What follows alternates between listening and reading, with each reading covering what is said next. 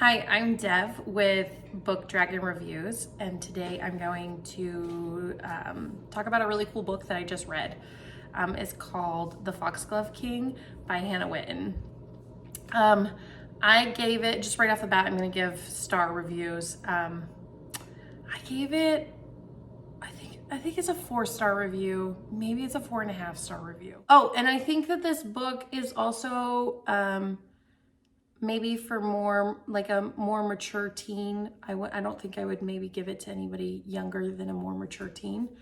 And I think it was really super fun. I originally came across this book because the novel neighbor did a TikTok video where somebody came into their shop and asked for a book suggestion where they would just forget they have a brain. And right now in my life, I needed something that was just that, just make me forget I have a brain. And so they gave the suggestion, The Foxglove King. The reasoning was actually really great. The way that the novel neighbor explained the book, it's a dark fantasy priest romance. And I was like, yes, please sign me up already. And then she said, let me read it, what she said, because it was like so great.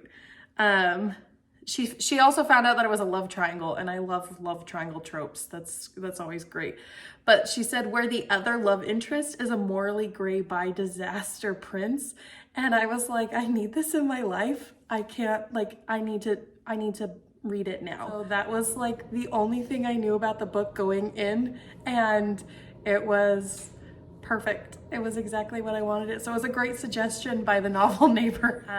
The book is the first in a series. It is a dark fantasy where the magic systems deal with necromancy, and it was a really cool, unique vibe to the world. I really appreciated it. And the characters are really fun. I felt like Hannah Whitten's style is a very similar style to Sarah J. Maas, in the sense that she tends to be slower paced with her books at the beginning, but there's always a payout at the end, or like it's worth it to just kind of go through. This was my first book by Hannah Whitten, and so I didn't really know her style. I think I kind of struggled. There were moments that I kind of struggled because the pacing did feel a little bit slow. And had I known that she was going to have a slow pace with like a payout at the end, I probably would have tugged along, or just kind of kept on going, as knowing that, right? And have been okay with like those moments. It was moments. It wasn't like a lot, but there were just little moments that I didn't feel like I was kind of getting lost in the world. I felt like things were just kind of a little too slow. I think when I was at the beginning of the book, I probably would have given it like a 3.5-star rating. But the ending is well worth the wait, and it bumped that star review for me completely. The ending was super fun, and I'm really excited to see how the characters deal with everything in the next book. Like I said, this is a first book in a series, and she just came out with this one, so I don't know what's going to happen, and I'm excited to see it all unravel. I also really love when authors give their little sparkle into their books, and this book one has just like beautiful, I loved the cover of the book, but on top of that, she has these epigraphs that work really, that talk about like their world, or like have things about their world that kind of give hints to the storyline. And I thought that those were really fun to just kind of see and to read. Some of my favorite books have those epigraphs, but anyway, I really loved the little sparkle that the epigraphs gave to the book as well. And it just made my reading experience just so much better.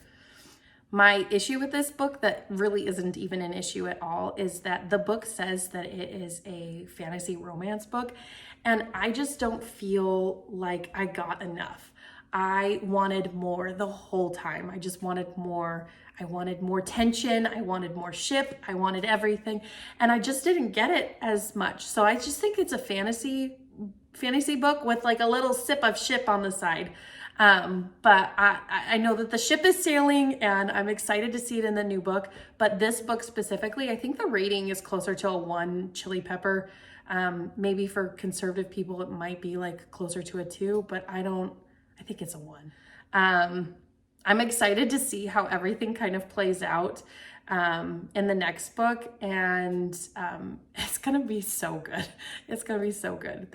There's the tension there. It's already set up. I'm so excited for it. So if you're looking for a dark fantasy book that you're just waiting to get lost in, this is the book for you, and you should go find it.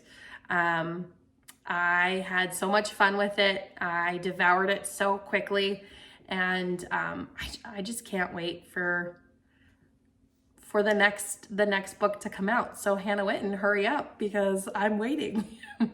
I promise you won't be disappointed. That ending is just amazing. And I totally got lost in it. And I'm really excited for the next book in the series.